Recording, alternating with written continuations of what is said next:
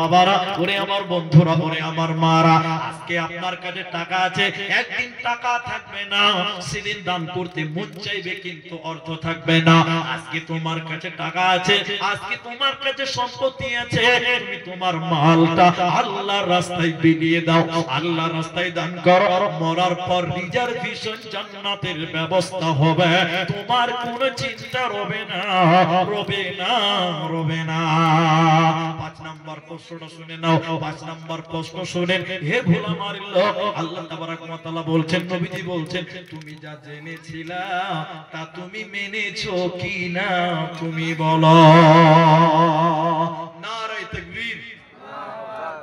আমি আপনাদের ভোলামারিকে ভালোবাসেছি, আপনারা যথেষ্ট ভালোবাসা দিয়েছেন, কিন্তু আমার বক্তব্য শেষ হয়নি। আমার উপরে শেখ বদরুদ্দোজা নদভী হাফেজাহুল্লাহ, তিনি আমাদের একটা মুরব্বি হয়ে গেছেন।